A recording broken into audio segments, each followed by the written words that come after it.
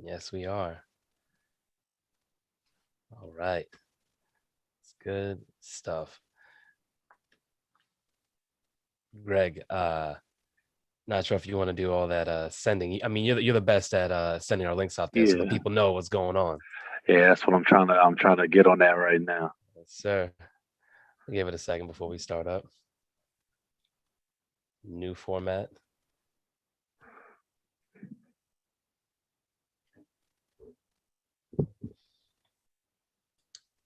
Banner. I don't even know where to find these links. Got you. It calls for a hat today. I'll be right back. This guy. Mm-hmm. I hope he knows we're live. He does, and it's gonna be something we're adjusting. First time live, everyone. We're gonna clean it up, but bear with us while we figure all this out. Decided against it.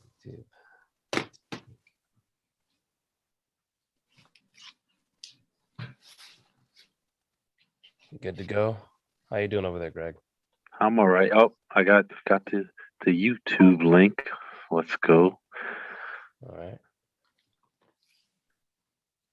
That's so crazy.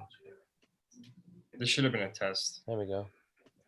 There we go. I got you. I got the I put the you said you have YouTube or you have Facebook? I got YouTube. Okay. Because I just got YouTube too.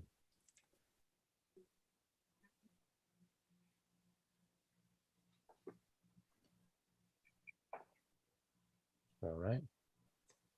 And once we get Facebook should be easy though. I mean, you know where to find. Yeah. Facebook stuff. I'm not worried about the Facebook stuff. I was worried about YouTube. All right. Yeah, I got YouTube like 2 seconds after you. So for those who are there, you see us for the first time in our new format, figuring out how to get the links out to you all. And if you are here, I mean, kudos to you. Yeah, we got traffic already on Facebook. Let's go. We're in the saddle. I like it. I like it. It's comfortable. It's comfortable. Producing your own show. Crazy. Appreciate Speedy for handling it before, but all rest on us now.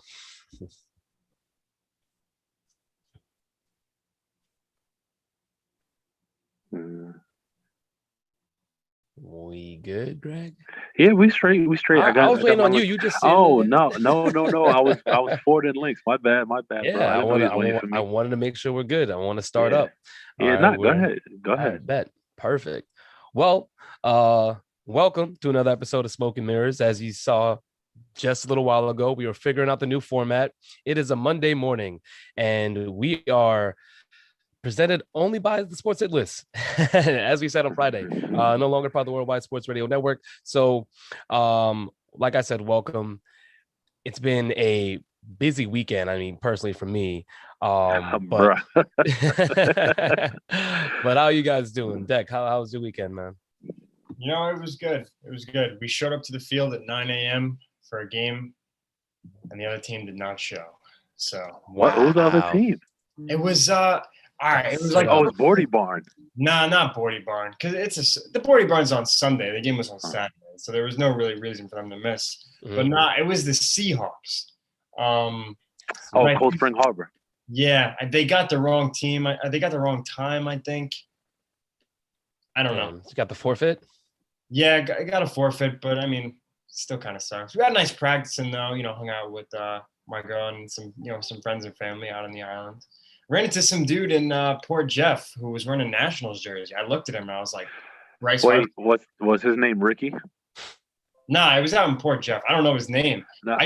I just looked at him and I was like, so random. No. I only asked that because I had a hostile teammate from that area who got drafted by the Nats in the 27th round. That's and he ran an organization out there called the Nationals. So it's very possible. It wasn't on the field. There's actually together. It was just in the street. But what I'm saying is people wear their jerseys in the street sometimes. So it could have been one of those guys, one of those former players. Who knows? If I see him again. Anyway, he was wearing a Sean Doolittle jersey. And he was like, "No, it's Doolittle." And he's like, "I don't know why I said that. Like I was so disappointed." And he owned the jersey. But yeah, I thought that was kind of cool. Who wears a Sean Doolittle jersey? I don't think I've ever seen him. I mean, John Doolittle was as a relief pitcher. I think he was very solid one for the Nats. Not so much this year, but I liked his energy. Also, the beard was epic. Yeah, I just never seen reasons. somebody wearing that. I think it's so Yeah. cool. It's like it's kind of a out of left field. Mm-hmm. Yeah, not as popular of a Nationals name, right? Exactly. Greg, what about you? How was your weekend? Just like yours, extremely busy, Mhm. but very grateful. I mean, we're going to get to the Friday part of our weekend a little later on. Yes, indeed. Saturday was extremely eventful for me. Back in the gym, and then went out. His friend had a birthday party. They had a mad scientist where they made slime and danced in fog, so that was pretty cool. And then they went to a fair on the Nautical Mile and rode like little kid roller coasters and it was in a bouncy house, so it was great for the kids, you know. And on Sunday was my daughter's birthday party, and we had a live petting zoo. Got to pet a chinchilla and a bearded dragon. Highlights right there. Yes, I was there. I pet both of them as well. It was definitely fun. The weekend was fun too. It sounds like KJ had a busy weekend. Like the whole family had a busy weekend. Yeah, KJ said, I forgot what my bed feels like. Nice. Yeah, so I mean, my weekend very similar to yours. Only I was in Philly for a little bit, and I got to see the Yankees come into town.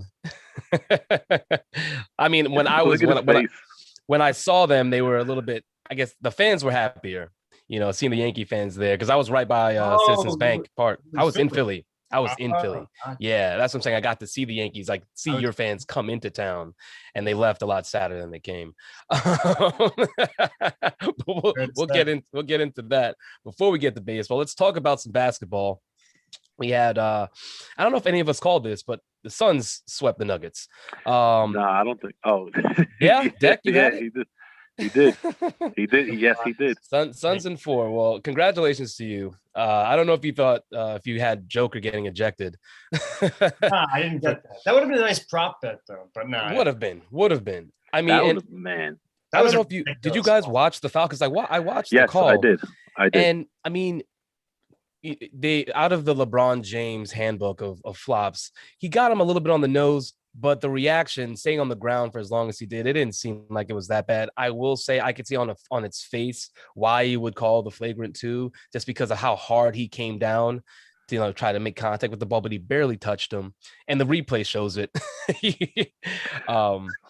It's one of those situations where I believe Joker said he wanted a hard foul, change the momentum of the game. Just a bad spot to risk it that much when you are such a pivotal piece. Because they were down 8 points at that point. And I get momentum changes, but that they one exist, by the way. I think they do exist. Momentum does exist. But ironic we have one of those guys today. Yes, tease. But yeah, Greg, what do you think of the game? The Suns sweep. I know you didn't call it, but still it looked like the Suns were in control. First of all, shout out to Chris Paul, because yes, Chris Paul the Suns are not in this situation without Chris Paul. I don't care what anybody says. No Carl and Greg debate. All right, I don't care what anybody says. There's still people out there that believe Chris Paul is overrated because he doesn't have a ring. Talking to you, Paul Lawson. All right, and the Mike Millers of the world, and I think Kenneth Irby's in that too. So there's a faction of these people. I'm hoping Chris Paul can prove them wrong. Especially if he takes on the dreaded 3-headed monster of the Brooklyn Nets. But in regards to the foul, what I will say is the rule book says if you go over the neck, it's a flagrant foul. It's a foul with intent. Yeah. That being said, I think there has to also be some type of, feel for the game on the floor. Mm-hmm. He did not intend you. If you look at the replay, as I did several times, you could tell the way Cameron Payne was turning. Joker went over. Joker's also a foot taller than the dude. So if anything, any action he has is going to look a lot worse than what it is because of the disparity in height. Mm-hmm. And he was going for the ball, and he got him in the face. Flagrant 1, sure, but don't dictate an entire game by taking away the best player on the floor. Yeah. That's the issue I have with it, because the moment JaVale McGee came in that game, I think the Suns scored like 8 straight points in the paint. JaVale. Anyway, no, I totally agree. That was the point I wanted to make earlier. Is that I understand the rule book, and if you want to say it was over the neck, that's fine. First of all, aside from the foul itself, 'cause the foul was really not that hard. I don't care what anybody says. And this is coming from somebody who's wearing a Suns jacket. So the one thing I'll say with the refs, and this is what bothers me, and I think all sports, I wish this was like kind of a universal thing, and I think I've seen it in baseball with managers, is that you don't throw that. A, a pivotal player, much less the MVP of the league, you don't throw him out of the game for one single play when you're down in a pivotal series when they're down 3-0. There was 18 minutes left in the game. You don't do that. Like we could be looking at game 5 in a couple days right now. I don't think so, but 15 minutes. Anything's possible. So I just think that's a weak call on the refs. And officiating's been horrible in the NBA. I feel like it just gets worse every year. With the more technology each sport gets, I feel like we talk more and more about horrible calls every year. So that's frustrating. And I just think to throw that guy out of the game is just not right. Yeah, I think the officiating side of it is like you get more frustrated because you expect the calls to get better, but they haven't. You're still having blown calls when you're looking back at the tape and seeing it for what it is and not getting the call you think you deserve. But both of you spot on. You just can't take out the best player at that point in the game. Greg, I think you said there was 15 minutes left, more than enough time. And I know the lead was only 8. It was an 8-point lead that the Suns had. So which is nothing. Easily, it's nothing. Exactly, it's nothing. Another team that I wanted to talk about is our Brooklyn Nets. I'm gonna say our Brooklyn Nets. I guess. Yeah. I mean, so the series is 2-2 now. The Bucks take 2 at home. It was just another poor scoring night, though. I will say the change in the game for me was just losing Kyrie in the second quarter. Going down with that ankle injury. Kyrie and KD were the only players with double-digit points, and Kyrie had 11 points in the second quarter. After that, you have, guys coming in at 8 points. Like they just didn't have enough. KD cannot take on that scoring burden all on his own, especially having James Harden out. So I'm curious to see what they look like back at home now for Game 5. Deck, what do you think about this matchup? Do you still have Brooklyn? I don't think there's a indication how long Kyrie will be out for, but do you still have Brooklyn in the saddle? Yeah, I have them winning I had them winning in 5. I don't know if it's going to be 6 or 7. I'm not feeling bold enough to make a prediction. I mean, ever since the security guard for KD ran onto the court, everything's gone down south. I mean, I don't know what's in the water, but this guy knows everything. Hold on, Deck. I'm sorry. Manny Judas, I'm sorry, is in the comments saying that Giannis undercut him. I know Manny's like 5'6", so I'm pretty sure that he's not aware of how to box out underneath the rim. But when you go to box, if somebody's in the air, right, you don't necessarily go under them, but you go in front of them. How they come down is on them, not on you. If he's boxing out a body, Giannis is 7 feet tall.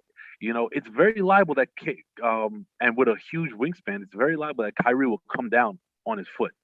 I agree. It wasn't intentional. Even if you look up, he's looking up at the rim. Yeah. Yeah, I mean, I even see a comment from Anthony Diaz. He says they wouldn't throw out Giannis, KD, or LeBron, so why Joker? That's a fair question. Yeah, I think that is a fair question is probably because it's not a big man league like it was 15 years ago. Shout out to our comment section. They on point. They always on point. Always. But don't you guys think that's true? Like we look at Joker differently because he's the first center to win an MVP since Shaq. So I feel like they always feel like with these bigger guys, you have to protect the players. And I don't know. Not the same protection. No. Let's keep it a buck here. They don't respect Joker because he's not flashy. That's what it is. That's what it is. He doesn't get the same respect that real basketball fans appreciate and love his game. But the casual fan, they're like, who the hell is this sloppy looking guy? How did he win MVP? What does he do? Yeah, they throw it back to the shirtless picture of him when he was like 15. Yeah, exactly. They say, who is this guy? How's he win an MVP? But I think that's all I got to say about the Nets and the Bucks. I mean, offensively, they were bad in Game 3, both teams, and somehow the Bucks scooped away. And with Kyrie going down, they found the way to win yesterday. So we could have some drama here in Brooklyn. So Greg, what about you? You see this face here? This face is for Judas Olivo. He says, "What about when Holiday shot a 3? Was not the key point to my statement them being under the rim? That I believe so. I do. I believe so. That's how I remember. Okay, For cool. those who don't know at home, what exactly is a rim? All right, so cut it out, Manny. But Jack, Greg, anything to add to the Nets in the series right now? As far as the Down series, 2 superstars. as far as the series goes, I'm wondering if Harden comes back game 5 is kind of like we'll rest him type of thing, and we'll see. He could have been healthy, but I think and they say Kyrie had a sprained ankle, so it may not be as bad as they thought initially. So I think one of them come back and they close it out in 6 at home. Eric Siegel, unbiased Nets fan, saying that I will be the Nets fan to go against the grain and say I did not feel that Giannis slid the foot under him intentionally. Wow. Our comment section really is on point. Even with the new, even as we turn over a new leaf, the comment section just keeps getting better. Loyal fans. I mean, and I love that we shout them out because it's one thing to get like to be in the comment section and saying things and then not have the commentary, but then throwing it into the show, you get a shout out and we get to discuss it more. After Manny stopped crying, he told me that the Kyrie and Harden are out for tomorrow. So I mean, the onus is on KD. That is big. You know, a guy's got to step up. So we'll see. And I'm sure it'll be a closer game, but Nets are going to be at home. Hopefully, you know, the hipsters are in the stadium and, you know, can make the stadium sound live. They're going to need that home field advantage for sure. So they're going to need that home field advantage for sure. Oh, man. This. All right. Comment section's on fire today. I think so. What's up? What's next? The Nets wait, before I'll save that for when we get to the other series, but I'm going to come back to it. Yeah, I was going to make mention. We have today's game, 7:30. 76 is at the Hawks. It's a 2-1 series. Philly's up. And we said before on Friday that's kind of like a toss-up that can go either way. The way the series is going. I think you have a leaning Hawks. I have to retract my statement. And also because the 76ers kick rocks. Hey, I'm just saying, I'm happy for you. You're not so stubborn that you can't admit when you're wrong. Yeah. The 76ers made the adjustment and figured out how to get Trae Young to play defense, which he can't do. No. And if that continues, it's going to be a short series for the Hawks. Greg, so, yes. You are not alone, my friend. Turn over a new leaf. I have some retractions to make as well. Wow. Wait. This is a laundry list, right? Should we just take up the next 20 minutes? Retracting until 2:10. I'll be on. It's like a keynote speech of F-ups, so I'll have to get into that. You got the floor. What you got? You want me to get into it now? I mean, what is it? Wait. Hold on. Is it NBA or is it other stuff? That's why I said when we talk. Okay. It's other stuff. I'm teasing viewers. Got you. What the hell bold predictions do I make with basketball that I need to take back? I'm a fan of. I guess just March Madness. That was your own. That's the boldest you go. Yeah, pretty much. Actually, I surprised myself a little bit. Someone who knows nothing about college. And then NBA. You also have Jazz at Clippers. Another 2-1 series. Jazz up. That's 10 o'clock. Look at that face. Ziggy. I know you're probably watching. D. Gregory. Yeah, I was gonna do all that. You're doing a lot. Like Manny say, putting the man's government out there. Hey, it's his Facebook name. Everybody can see it, right? All right, well, that's true too. That is also true. Like, I have to figure out what that D is. I guess that's when you really know the government. I do, but I'm not gonna do that thing. But yeah, so Jazz Clips. Greg, go off. See what you got to say, bro. I already know. All right. Hit it. I gave the Clippers one game. Right, you know, they go home. They went home. They had to showcase PG. You know, did what he had to do. Kawhi. They get their names back for this one game, right? However, the series is still going to go to Utah because Utah is the better overall team with more depth, and that is what I think is going to happen. And I look forward to my debate with Ziggy D. Gregory on how Kawhi is the most pampered superstar on. In the NBA, you know what? And when is this debate, Greg? It's going to be sometime in June on the main show on Wednesdays. But I'm going to go a step further. Kawhi is the most pampered superstar in all major sports. Whoa! Wow! Yeah. Are we talking about the same Kawhi Leonard that has played like back-to-back games, maybe twice a season? Yeah, that guy. I'm doing it. You're going the distance with this one. Absolutely. Going for Absolutely. Jumping out the window on it. I mean, now that I'm trying to think of a player. I can't think off the top of my head right now who would come close. Maybe is it Grom with the way Rojas manages him? I mean, but that's different. Not by though. choice. Choice. That was by yes. Huh. Yeah, I have to think about that. I need some time to think about that. Grom doesn't move to a team every year. I think he played 30 games. But yeah, I still got Jazz in 5. Deck, what about you? What do you got? I got Jazz in 6. I'm gonna give the Jazz. I'm gonna give the Clippers a game, and then the Jazz are gonna clip their wings. If you know what I mean. Catch my drift. And I think everyone caught it. Everyone caught it. I bet you it was pretty on the nose. Yeah. Like a telegraph fastball. Yeah, that was like a fastball that like didn't move. It was like so flat and just went like 400 dead center.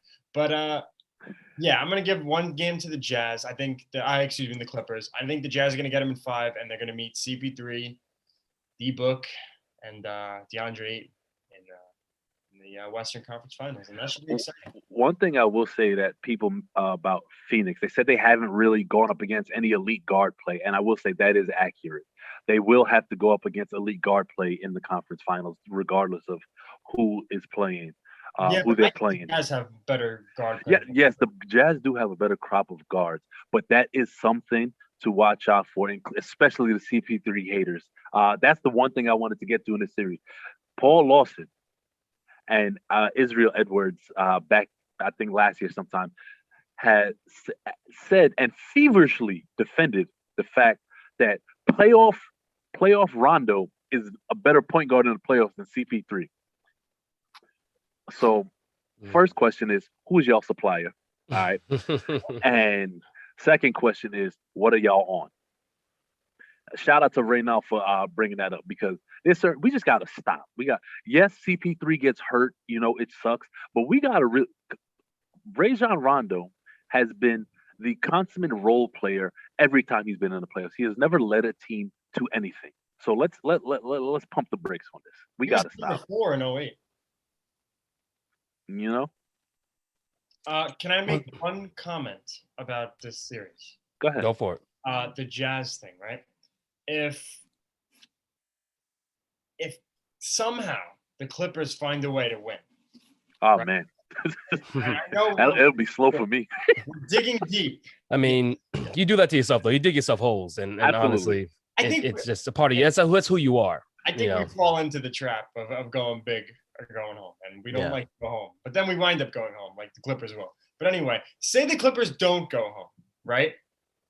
That is great for the NBA. I know Donovan Mitchell and Rudy Gobert, 2 young superstars. One's the Defensive Player of the Year like 3 times in a row. The other guy is an up and coming guard who's, I would say, in the same class as Devin Booker. Very very comparable. Like almost dead even in my opinion. I think I put up a poll, or I responded to it. I actually give Mitchell the edge. I remember you did give Mitchell the edge. I gave it to Booker slightly, but I see how it is extremely thin. But if somehow the Clippers pull this out, that could be a great narrative for basketball, CP3 revenge series, not just against the Clippers, his former team, but against Rajon Rondo, who is, I would say, his biggest personal nemesis in the entire league. And we had the Spitgate like 3 years ago during that fight when CP3 was in Houston. I mean, that could create some potentially really good narratives. And maybe if Rondo doesn't play more than 10 minutes a game. Well, that's another thing is that, I mean, I guess CP3 would have to shoot a 3. Playoff Rondo.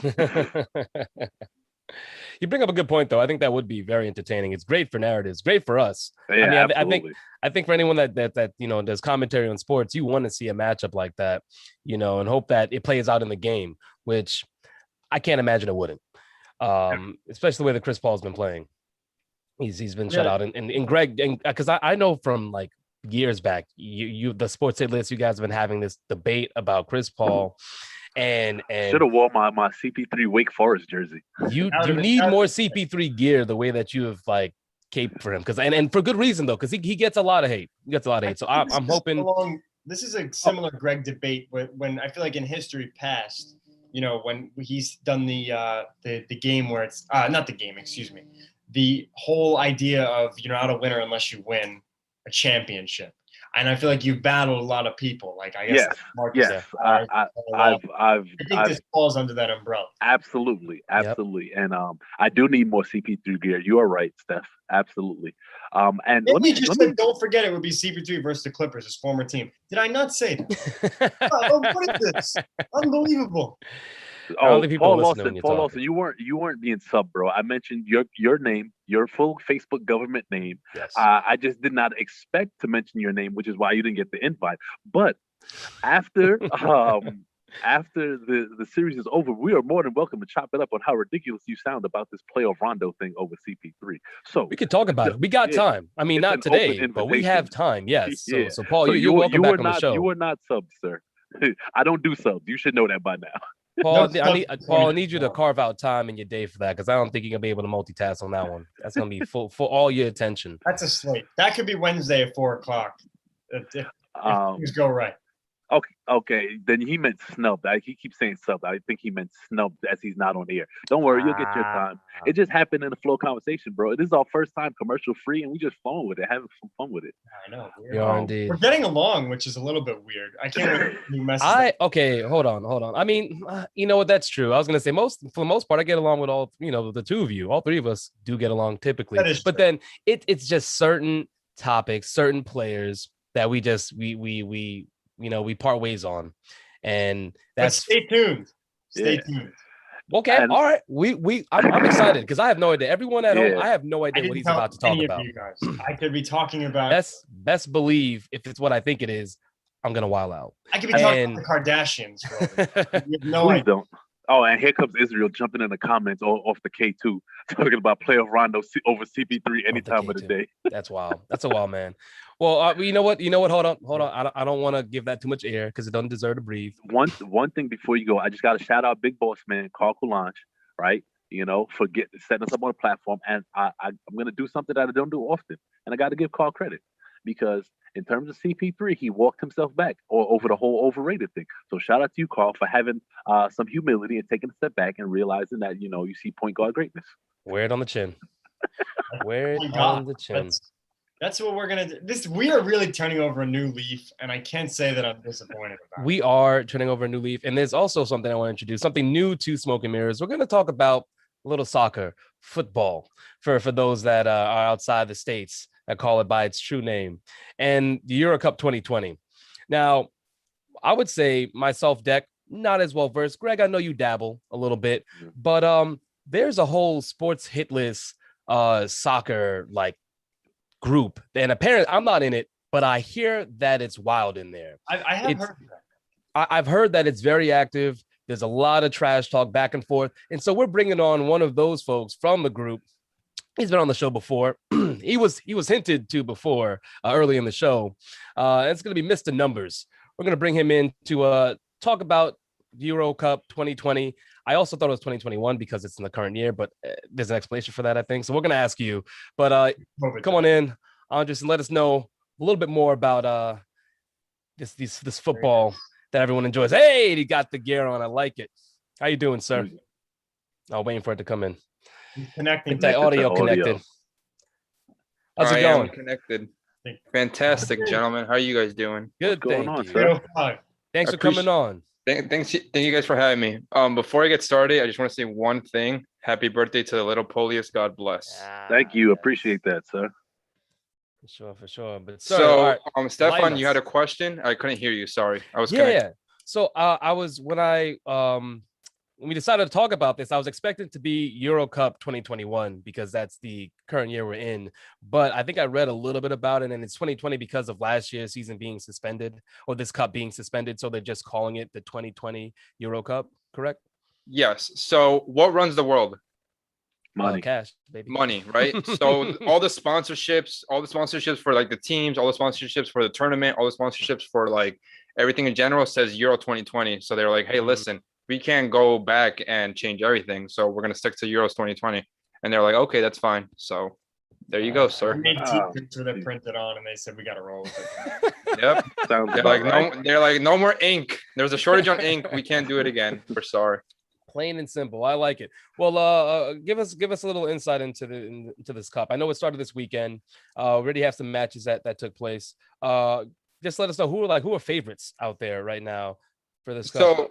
So there's a lot of the beauty about international footy is like, no offense to the NBA, but it's not predictable like at all. So like basically any team can win it. The favorites right now are France, Germany, Portugal, and then you have teams like Belgium, England, and Spain. So Belgium, this is like the last tournament or major tournament or one of the last ones where their golden generation of players have an opportunity to like win a cup. In 2014 in the World Cup, they lost in the quarterfinals to Brazil. In the Euros, they lost 3-1 to Wales. They got surprised in the quarterfinals. And then in this past World Cup in 2018, they lost to France, who was the eventual winners. France should win the tournament because like their B team is literally good enough to win the tournament. Wow. But right now, the locker room is imploding. There's a lot of selfishness, a lot of players not getting along with each other. So we'll have to see how the manager handles that and how the locker room handles that. England is very talented. They have this is another team with another golden generation of players, but their manager is shaky, and a lot of people, they say, oh, the players play, the coaches don't really do much. In sports, in all major sports, I'm talking baseball, basketball, football, NBA, soccer, every coach plays a role. So whether you want to give like Greg was saying earlier about Monty Williams, that man deserves his flowers for giving the Suns to where they are right now. Not just the Suns team. England has a very star players around them, but their coaching is holding them back. And we started against Croatia with the initial 11. Like me and the boys were talking in the group chat. We're like, what is this man doing? So England has a very good top tier talent, but the coaching is going to hold them back. So let me ask you a question. The favorites you gave me, wouldn't you say those are usually like the favorites going into all those, like the quote unquote European superpowers, for lack of a better term? Correct. Okay. And then my follow-up question to that is, what smaller market team has a chance to make a name for itself on the global stage? In this tournament, I mean, a team like Croatia can make noise. They made the final last World Cup, but right now it's really the big dogs running the game because like they're very like Spain. They won the World Cup in 2010, and they should have gone farther in the last World Cup, but. Like I'm rooting for Spain. Of course you are. Yeah, I'm rooting for Spain. I'm seeing this in the most objective way possible. I don't think they're gonna win the Euros, but they do have a lot of young players that are hungry. Austria is another team. We saw them look really good the other day.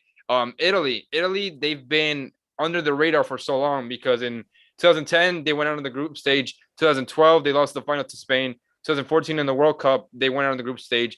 And then they didn't qualify for the World Cup, last World Cup. But this Italy team is really young, a lot of hunger. They got a manager who won the Premier League in 2012, Roberto Mancini. He won the Premier League with Man City. So Italy's another team that's like under the radar right now that could surprise a lot of people. I watched that game. I watched the highlights from that game, actually. It was actually pretty exciting. I'm not one to watch very often, but before the show, I wanted. But it's a beautiful game, right? When you watch the highlights and stuff. Oh, for sure. I'm a football casual, and so I love the World Cup, especially when there's a CONCACAF country in it outside of the U.S.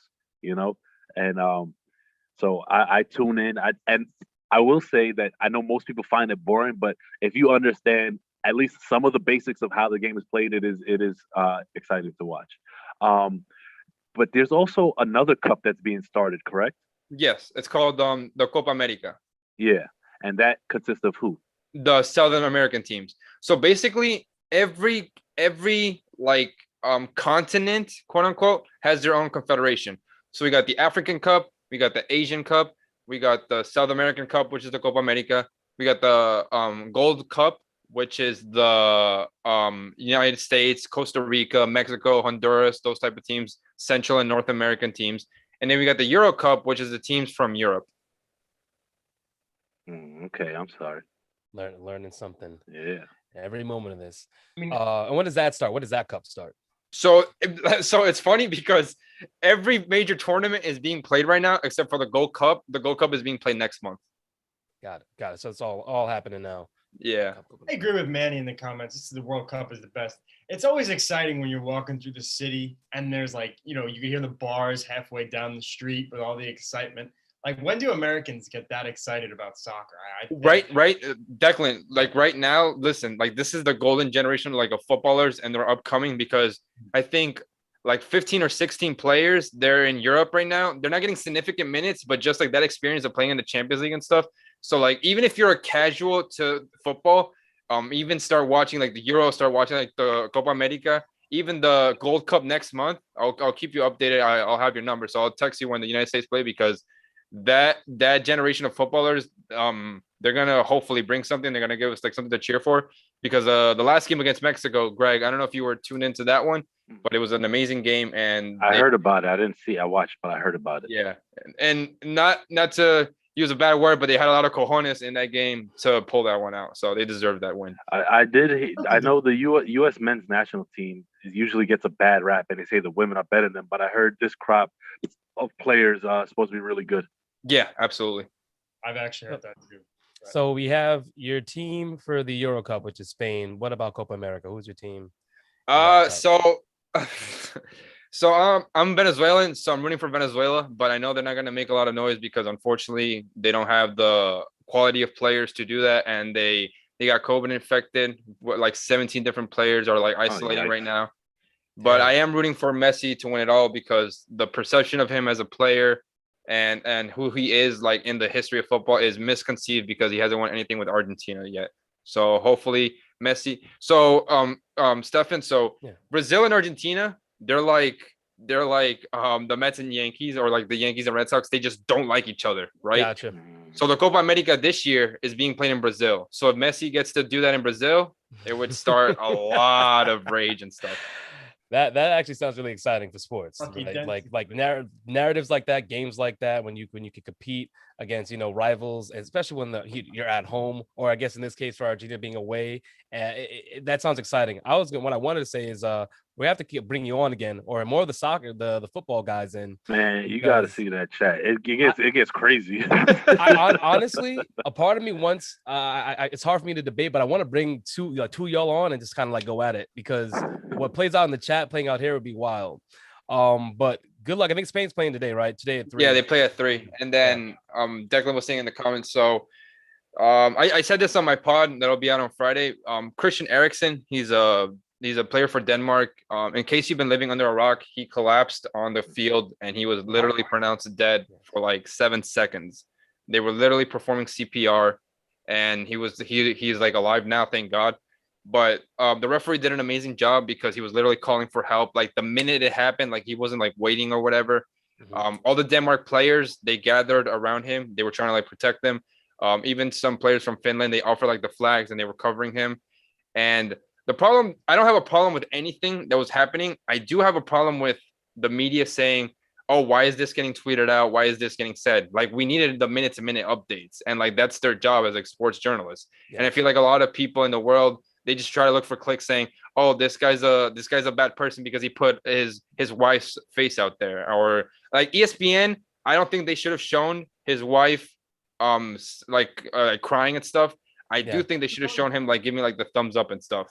And not to be like a inspirational speaker, but like life is really too short, and we live in a world where a lot of people are very pessimistic and they don't realize what's in front of them.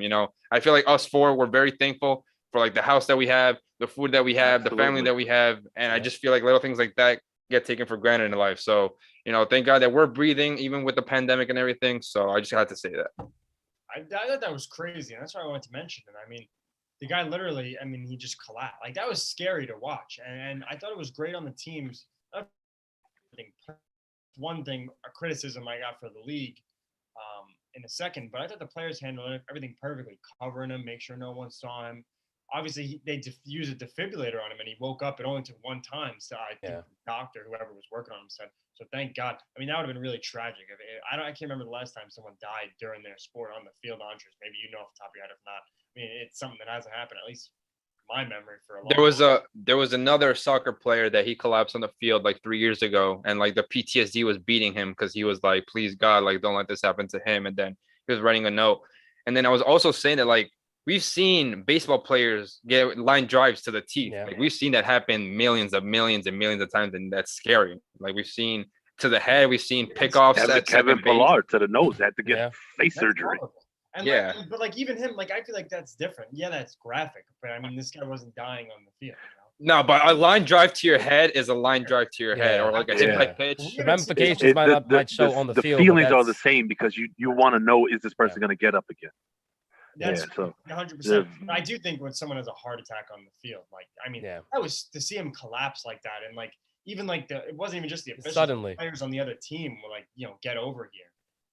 The one thing I didn't like was that the league put it on the players to ask them if they want to play. I don't think they should have resumed that game. I'm glad you said that. A report came out today that if the Denmark players didn't play, they were going to forfeit 3-0 the game. Wow. That's messed up. Everything revolves around money. That's and crazy. The guy almost dies on the field, and there. I would have just pretend that game wouldn't happen and just like rematch, maybe do a rematch. I understand. That's what I'm saying. Like if they informed like the UEFA is like the official brand. It's like the NBA PA or like the NFL. They literally told the team, they're like, listen, if you guys don't go out there, you guys are losing 3-0. I just want to throw that out there right now. And like this isn't no type of empathy. Yeah.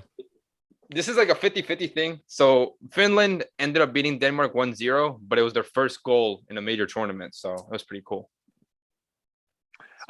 Is the Netherlands in there? Yes, Yep. they won. Oh, that's so far after 3 days. That's been the game of the tourney. So Netherlands was up 2-0, and then Ukraine scored twice in 5 minutes, and then with I think in the 83rd minute, Netherlands scored again, and they won 3-2. They also have a lot of promising young talent. And they're under the radar as well because they missed last World Cup, but they have a new golden generation of players on the come up. They have a small affinity in my heart because when I first started playing FIFA in '94, I loved their orange kit, and that's those kits are classics, man. So that's why I always check in on them. I think that's the best way to fall in love with the sport. You're not too close to it. Is find the team with the best uniforms. That's very true. Or Declan, or you could play FIFA, bro. I know a lot of people that got into sport through FIFA. I might as well finish the EA Madden Rapid and get to FIFA. Well, I wanted to thank you for coming on, man. I really appreciate it. Like I said, won't be the last time. We're gonna keep updated on the Euro Cup.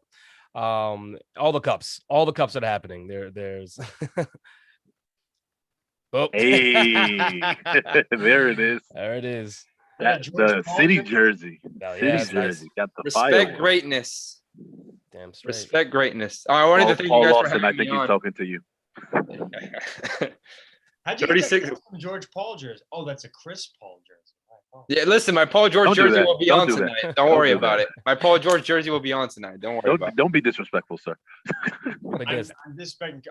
You're not a Clippers fan, but you're rooting. Yeah, so I am rooting for I'm rooting for Paul George and the Clippers, yeah. But if the Clippers do play the Suns, I don't care who wins, but I am leaning more towards the Clippers because I feel like a ring for Paul George would do a lot more for his legacy.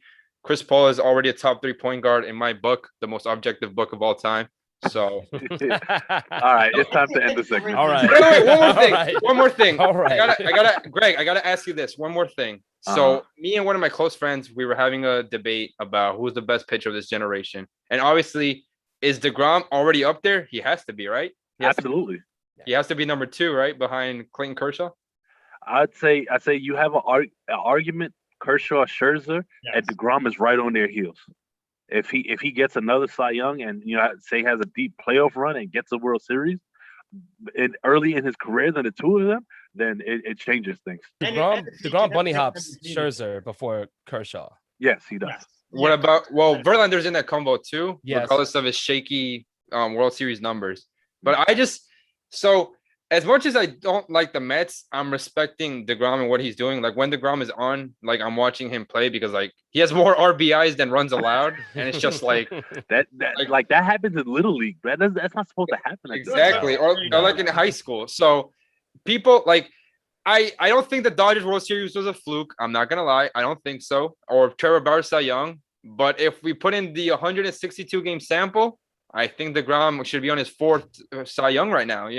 And maybe, and in my opinion, I feel like DeGrom should have won MVP over Yelich 2 years ago. Declan, I know you're a big fan of Yelich, but I had to say that. I feel like DeGrom should have won MVP. I like DeGrom more, but I disagree though because I think DeGrom's numbers were great But Yelich, that was a Yelich and Bellinger race. I think that came down to really Yelich bringing the Brewers back to prominence. Yes. They went to the NLCS. I know Yeah. playoffs don't count for MVP stats. The only player that could take it away this year is Acuna or Castellanos. But as of right now, Nah, or Tatis. Tatis. Tatis. I Tatis don't is think also in there. Castellanos is in it. I think right now it's DeGrom, Acuna, Tatis. It's very close. I love me some Nicky Castles though. Yeah, Got him on my team. Castellanos is great. He's doing really well for the Reds, but I wouldn't put him in that conversation just yet. He hasn't done enough. His win above replacement has been up there. So yeah, and his batting average is honestly amazing. He's doing wonderful things. I just think that as far as that X factor, you're really seeing Acuna and Tatis in that. Yeah. Right now, I would say just quickly in the NL, DeGrom, Acuna, Tatis are the three, and I would say in the AL right now it's Vladdy. It's Vladdy and then everybody else. Yeah, Vladdy, then everybody else. Judge. I'll throw Judge at 3. Nope. No, It's Vladdy. Don't put It's his name. Vladdy, and Vladdy. I'm sorry. Judge at 3. Nope. No, it's fire. It's Vladdy, and Vladdy. Like that's it. Shohei's been going off. So. Yeah, Ohtani is special, but Vladdy's running away with it by like a mile. First in every category. It's just beautiful to see. All the hype coming, from the minors didn't really meet it. It was overweight. Was not meeting expectation. Lost the weight. As soon as he lost the weight this season, you're seeing everything. The power, the average is there. Just the OPS. He's just a beast. I believe is Biggio back? Yeah. He hit a home run the other day. Okay. Yeah. All right, because I know he was hurt. That's just I love that team. It's just young and exciting. Now, and also Robbie Ray, or just to throw it out there, someone that always had really good strikeout potential, didn't always put it together, kind of like what Scherzer was before he left Detroit. When he was on the D-backs. Yeah. Oh, even in Detroit, he was like that too. He high K guy, but would force something ERA. And Robbie Ray has been in his last few starts, letting stranding the runners, not as putting as many on because his whip was also something that was very high, but the strikeouts are still there. He's doing really well, going 6 or 7 at least for the Blue Jays. I love that team. I'm just happy to see what they're doing out there in the AL East. Alex Manoah is making moves too. Called him up. He's been pitching good. I got to see his debut. He had his own cheering section. We went on a nice baseball tangent there. Brought you on for some football, got into some baseball, and I just listen, man. I respect greatness. I feel like DeGrom should be getting all the love that he deserves right now. Honestly, agreed. All the flowers. But again, I'll just ever surpassed DeGrom and Vladdy kept up what he was doing. First time ever, we have second generation players win MVPs. That would be interesting. It is. Like, I don't think Tatis is going to get it this year. He's in the conversation, though. So, I mean, it's worth a mention. Yeah, and then Guerrero Senior, he was pretty good at baseball. He's a little bit. One were like my favorite players growing up when I was like 5 years old. Yeah, I actually went to the Hall of Fame site like a couple weeks ago, and I saw his plaque, and I'm like, damn! Like now his son is like the MVP right now, tearing it up. Yeah, I just wanted to thank you guys for letting me on. It means the world to me. Hopefully, I could be back because sports are beautiful and baseball is beautiful. Soccer is beautiful. Get into it. I like it. Yeah, I like it. No, honestly, Andres, thanks for coming on. I really appreciate it. All the wisdom, the knowledge, all the fun facts, all the numbers. Shout out to you, Mr. Numbers. Thanks for coming on. Yeah, yes, sir. Appreciate it, man. See, no commercial break. No commercial break. Not one. We're gonna keep it moving. Honestly, that was a nice transition because we're gonna talk some baseball. And if you all remember, on Friday, Greg and I said we were going to the Met game and to see none other than Jacob deGrom. And honestly, before I get into what he did, the atmosphere. So it was the most fans at Citi Field since the pandemic started. Yeah, 2019 they had it. Yeah, it was like 29,000. I think that were there, 29,000 plus. And it was ecstatic. Every time the man took the mound or went to bat, it was something that I haven't been to a stadium during the pandemic. So since everything's happened, I haven't been to one. That was my first time going, like I said, Friday. And I loved it. My heart was just like I was overwhelmed by how exciting it was, the energy, all the fans around us. We were over there in left field, section 136, and everyone up on their feet, high fives all around. It was just a great game to go to. The energy again was ecstatic. Greg, I know we were on the same page, but what was your take on being there? Man, it's one of those things where you don't realize how much you missed it until you're there in the moment, and you're just like, wow, I needed this. I needed this. And it it was so over. Like even when he got the two strikes in like the first inning, it was loud and crazy as people are still walking Every in. time he had two strikes on a batter. All You right, guys everyone on make their him feet. on the mound, and then that's the crowd you deal with. 30,000 people here to see you strike people out and get excited every time. And so like I think it was like the second inning, he went 0-2 and somebody popped it up, and it was like a sigh, like he didn't get him. It was kind of crazy, and it was amazing because it was almost like everybody you knew was at that game. Like every Met fan you knew was at that game. Yeah. We ran into a lot of friends there. Where did you guys wound up on Zach Hampel's live video?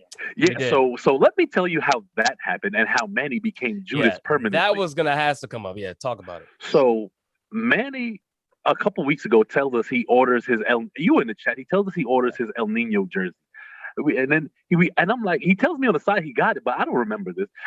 He's wearing a gray hoodie. He's looking very chill, and he tells me and my brothers that he didn't get his jersey. So I'm thinking, something happened with Amazon. Things happen. It's whatever. So as we're sitting down, I actually went to go get. I think I went to go meet Steph, and I told Manny, I said, "Yo, if the Mets do something good, make sure you cheer." He was like, "Nah, I'm chilling." So the game goes on. Manny's high-fiving Met fans and stuff behind us when good things are happening. And DeGrom is rolling, just dominating these hitters with that slider. It just wasn't even fair. Fastball slider combo. There was barely any changeups. And I then talk about the fastball slider combo every episode of the show. And then he threw like a 93-mile-an-hour changeup. And me and Steph looked at each other like, wait, is he serious? And so they take DeGrom out. Whole stadium is pissed. Everybody's in their phones trying to figure out why DeGrom is not coming back out. We see Castro warming up in the bullpen. I'm pissed because I already knew he's going to give up a bomb. And it never fails. Any of it. And Tatis comes on and on an 0-2 or 1-2 count promptly laces a ball to the left center field double. gap. Yeah, laces a double. But before that, 0-2, if you remember correctly, with 2 strikeouts. Yeah, ugly strikeouts at that. Yes. This guy, man, he stands up, takes off the gray hoodie, and then has a long hanging Tatis jersey with the hoodie, which means he tucked it into his pants and tucked the hood in, so nobody knew he had it on. It was a short sleeve hoodie he was wearing, and immediately started being that guy. The whole entire section looked at this guy like, wait a minute, are you serious? Like everybody was pointing like, wait a minute. And he's shouting like, yeah, that's right. Yeah. Like bigging up Tatis. And the whole section is in shock. Like this fake. So the whole section starts pointing at him and chanting, this guy sucks. Yeah. Deserved. And Zach Hampel happened to be in our section in that moment, and they were heckling Zach Hampton. So once the Met fans started heckling him, they were like, "Oh, I see a Padre fan. Let me get this guy on my IG." And it didn't help that Manny was relishing the moment, playing the heel turn role. And then all Garrison kept saying was, "Man, we came with this guy." I disowned him as soon as he took that. It was terrible. It was awful. So funny though. That is great. It was a 2-run bomb. That IG video was the 2-run home run. Was when Cronenworth went yard. Yeah. And the reason that you guys see all the emotion out of me is because I literally called it before the at-bat. You guys, Steph's face especially. Yeah.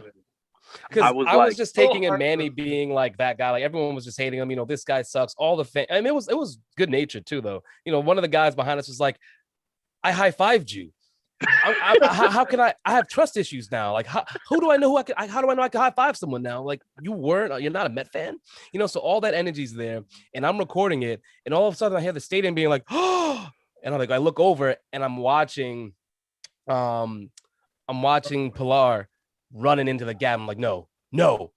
And then it goes over. I'm like, well, this is exactly what we talked about. And at that point, we still didn't know why DeGrom was taken out. So I was pissed. We were like super pissed because off the bat I knew it was gone. Like it's just one of those sounds, and I'm just like this is Castro, like really? Yeah. Because also there's a video of all this, right? Yes. On the hit list. Yes. I was gonna say, Carl. Shout outs to Carl.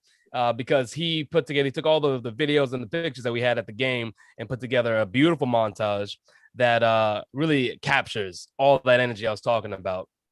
It is it's on the hit list page, so you can go check it out. And you should, because it again, it was a lot of fun. Luckily, DeGrom left for the win. Thank goodness. Nah, Manny might have gotten jumped if we didn't win that game.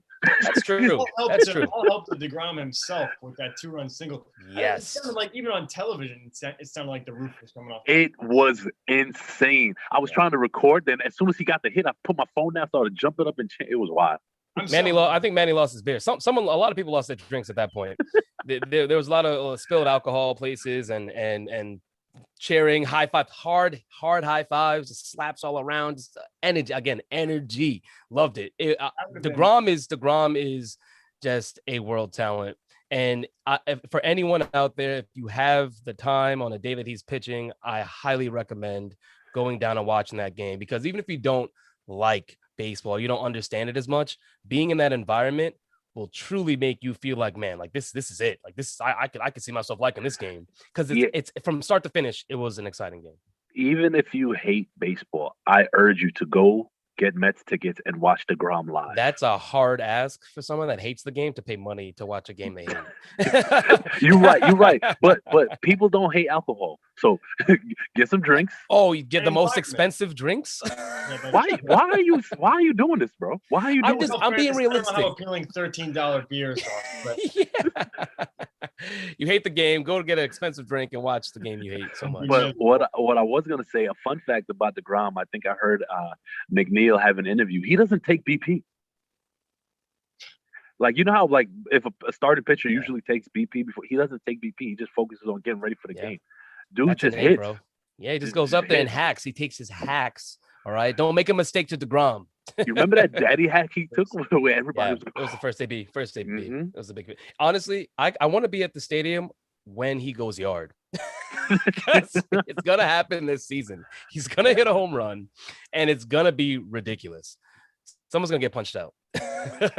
I hate or love, just like excitement. I mean that and the Mets are still in first place. Granted, they've played less games, but they're staying afloat even with the injuries, and that's due to a large part to those top three guys at the rotation: DeGrom, Stroman, and Taijuan Walker, who's arguably the probably the best signing of the offseason thus far. I mean, hey, like, they don't even have Thor or Carlos Carrasco yet, and this is the noise they're making. That's where the only big injuries have lied. Everything else has been mostly little dings. I do want to point out one other acquisition which was huge, and that is Billy McKinney. Yes, William McKinney. That guy hits, and he's just coming in such clutch positions. He plays the field out. He plays it well out there and right.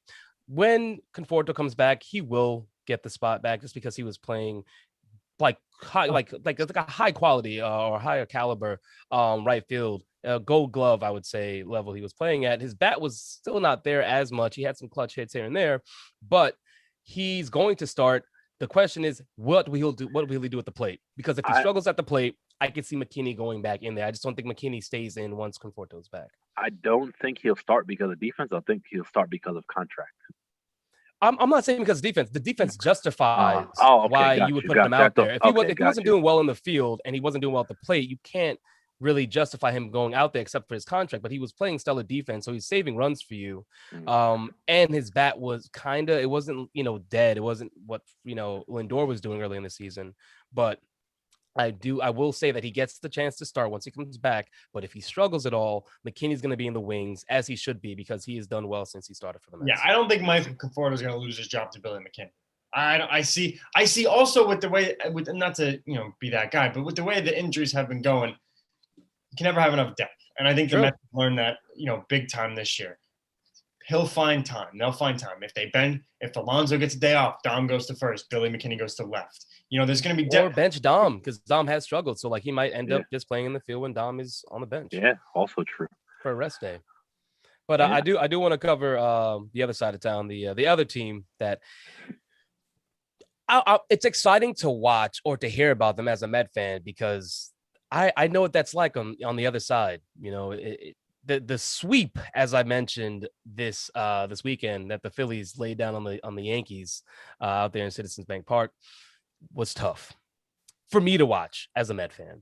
As a Yankee fan, Deck, I'm sure it's even harder. And you've been saying how, like we thought we were, a lot of Yankee fans are blown out of proportion, the way they were playing. Yeah. But you did say that you're a little worried. So did Chuck. Shout out to Chuck, because Chuck let all the Yankees That out team's there gonna have it. kill him one day. He let them have it. But Deck, what do you think? How are your Yankees? Where's the light at the end of the tunnel for y'all? It's a 3-game losing streak I think you're on right now at the moment. Yeah, I mean, it's unfortunate because we haven't had or I guess we did have a show since they played the Twins. Yeah. But this is just a team like top to bottom, just like boring sometimes, man. Like to watch these guys, they go down like 4-0 in the first inning in game 1. DJ had a great 3-run homer in the ninth inning. They're down 7-4. I mean, that was excellent. If he can get back to where he needs to be, that's the only way this team is going to succeed. Because that's your leadoff hitter, and he's a guy who is, by all means, a 300 hitter throughout his career. Yep. And especially now since he's been on the Yankees. For him to be hitting 255, 260 this early in the season, or actually, this not on as early in the season, is a little bit troubling. But it was great to see him get that clutch hit. But again, they go down 7-0. I understand you run into a good pitcher in Aaron Nola. He had great stuff. He went 7 2/3, no runs yesterday. Was really excellent. You can't be giving up 7 runs and expect to win. I mean, this is a team that this core, and Sean Kiernan said it best today. This team needs new blood. I mean, this core has not won, and I'll shout out my dad. He came on the show and said this before the year. This team's too right-handed. The core is just like players are just not there, and it's frustrating to watch. I did ask you guys in the baseball chat, would you be opposed to trading Aaron Judge for a haul, because you would get a haul. So I would be opposed to trading him. I think there's more value spots that we can get elsewhere. I believe in Judge big time. I think if you're ever going to trade him, it's because you're selling and it's around that contract year. I don't think this team is untalented and lacks skill to the point where we need to be trading our best player. I mean, this is a guy who is in the MVP race right now. He's not top 3, he's top 5. I mean, if you want to call it a race, it's like you say honorable mention. There we go. But he's putting up excellent numbers this year. He's been hitting 300. I think he's got 15, 16 homers. He seems to be hitting them in more clutch spots. However, he has had the solo home runs. I'd like to see him do better with runners in scoring position. But he's been the best piece. I mean, he was out with back spasms yesterday, but he's played in 61 of the 64 games this season, and he leads the team. Who the hell would have thought that in June, Aaron Judge would lead the team in games played? And I think that's a great step for him. So him, I don't want to trade because right now he's one of the few bright spots. It was great to see Cole get back on the horse. I mean, after the whole thing, he came in and got Donaldson a couple times. Before you go on with the Judge thing, because you said too much, he has too much value there, but you trade anybody else, who on your team has any value anymore? Stanton doesn't. And he's limited. Stanton's been playing good this year. Stan has some. If the contract is not what you want, but that's what I'm saying. In terms of, I'm talking in terms of value, though. In terms of value and what you get back, you would not get back for Stanton. What's this bum behind the plate? Gary Sanchez. You're not getting tangible major league players back for these guys if you're talking about injecting new blood and of major league talent. So I think it's you guys are in the what you call it, the like a low period here, because somewhere in between. It could go either way, and I feel like the Yankees have sold. We saw them sell in 2016, and they still won 85 games. I don't think this is a team that I want to sell everyone yet. However, I think if Cashman can stop, playing soft, and he just decide to trade some prospects, because I mean, that's what I was going to say. When was the last time these prospects ever worked out? I mean, since Judge, and they get Glaber from Chicago. He's been actually pretty decent this year. But when do they bring up new blood and it working out? They bring up Florial and he goes 1 for 3 and they send him down for another month. Like it's stupid to me. If you want to make a move, I think you got to trade some prospects. Aaron Judge is not the guy I want to sell. I'd want to build around him. And I think Deck, you're 100% right. It doesn't make any sense right now in the Yankee seasons to trade Judge. It's pretty much just giving up. I didn't say right now. I'm not saying, but it's a hypothetical. But even at any point, right? Even if you're talking about second half and the Yankees are still kind of in it, it doesn't make sense to trade Judge. You would have to get rid of these prospects, especially the ones that they have all the hype. Maybe you didn't bring them up yet because like Davies, as we've seen already with Garcia, he's struggled when he's been up. So you lose some of that shine. You want to have the prospects where they're killing it in the minors, the AA, AAA, and you can get back the high value. Pair that with a current MLB player to try and get back something worth value, because that's what they need. They need that kickstart. They need a little bit of that lifeblood from another player from a different organization, and I think that's possible. Judge is batting 289, not 300. I know you like to stick by that 300. He was like 295 the other day. He was teetering at the 300. You threw up in it, so you've done it on the show and you've done it in the group chats. I know 300 is a nice number for you, but he's been under it for a little while, and it's fine because it's still really good. It's really good for Judge. He's been hovering, but I understand. Yes. Mike Frezza, my professor last semester, saying might have to consider trading Glaber. You would get value. I agree. I would have no problem moving. Yeah. He has not been bad this year. He's improved. He was bad to start, and he has improved his average. His home runs are still down. This is a guy that you expect to get 25, 30 home runs from, and he is not. He's 3 or 4 right now, which very low, too low. Yeah, very low, very low. But the average is creeping up. He's hitting runs in scoring position. He's coming in more clutch and just being the hitter that you want him to be. Defensively, he's also, he stopped the bleeding with a lot of these errors that he's committed. Not as many foolish ones as you've seen in the past, but I agree with that. Glaber would be a perfect piece to move. And if you really wanted to get a haul, Glaber and maybe a prospect or two can get you back something that really could make a difference, or so not just one thing, maybe a couple pieces. This is what gets me mad. Tatis is not hitting higher than Judge. All right, he's hitting many other statistics. But that's the thing. You don't just because he doesn't have the higher average doesn't mean he's not the better and more complete hitter. Understood. I was just reading the comment. Yeah. He's reading the comment. That's cool. Fact check out. Right? I'm sorry. We do have to move on to another segment, but I believe there was something you wanted to say, Deck, earlier that we were saving for a certain period in time. Is it now? Is now the time? Yes, I'm ready for my list. Like I said, we're turning over a new leaf, and this is what I want to talk about. Yes. We saw the Kardashian reunion this week. No, I'm just kidding. Not going to go into the Kardashians, but because I don't care. But anyway. Along the lines of Tatis, I don't know if you guys remember, but I made a comment that there would be a slight regression, that he wouldn't explode earlier in the season. Yes.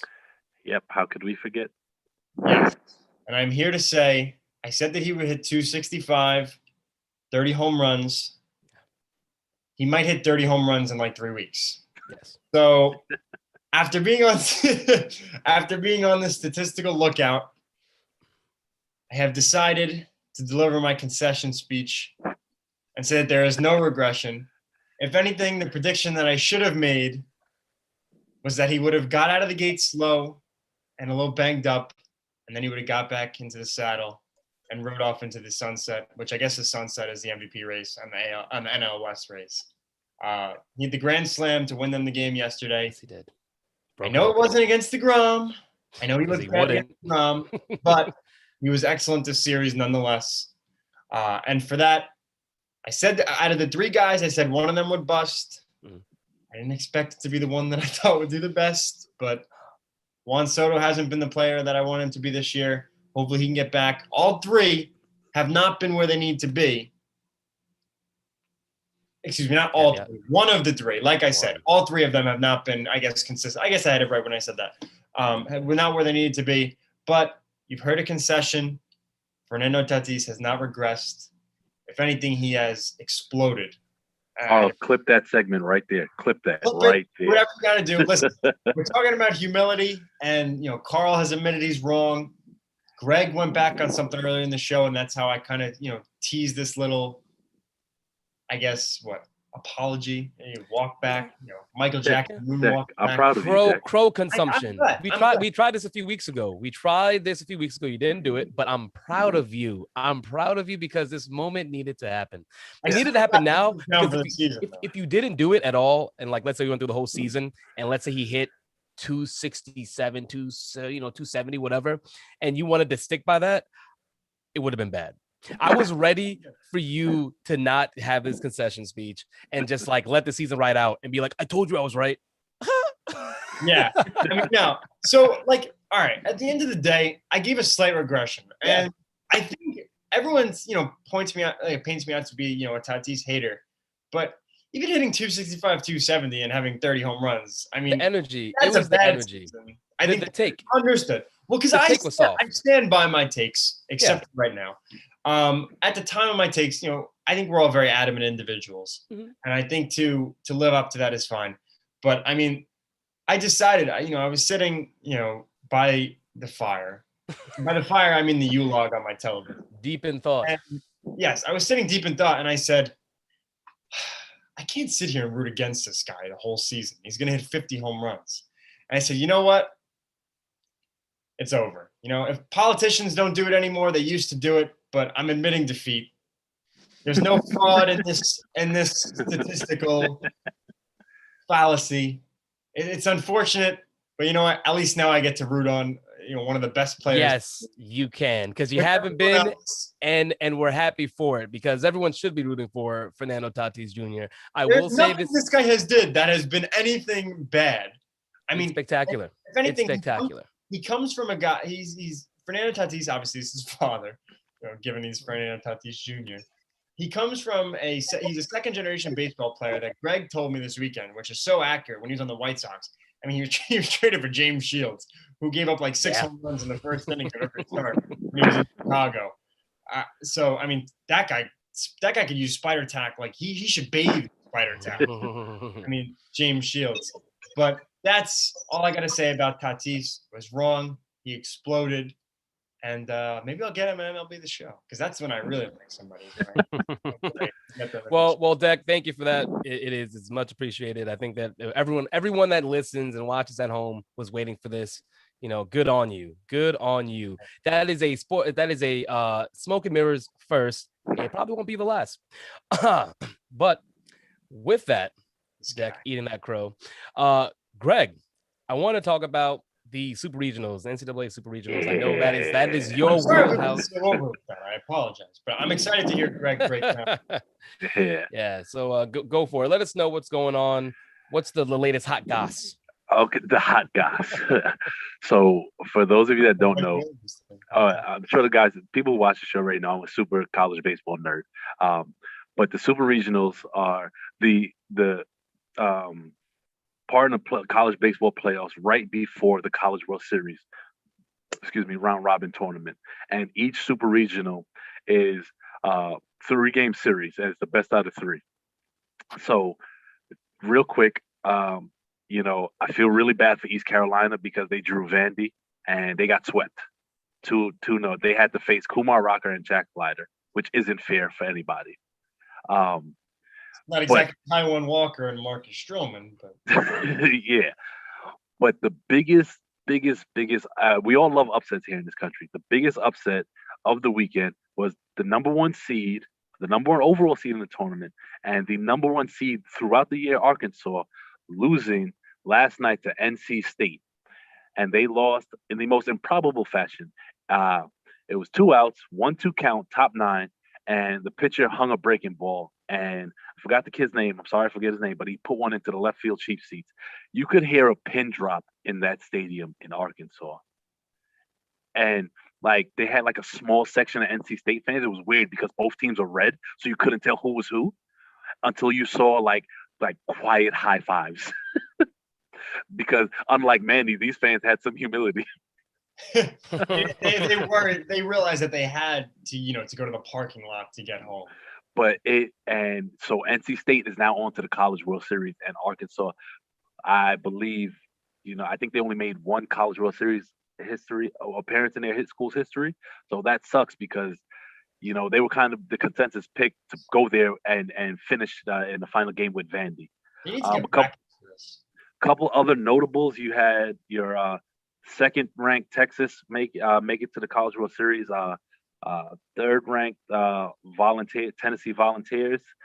The Vandy, like I mentioned, made it. And we have 2 more games that need to be. I'm sorry, Stanford also made it. And the last game that needs to be played is Dallas Baptist University versus Virginia. Their game 3 is today at 4 p.m.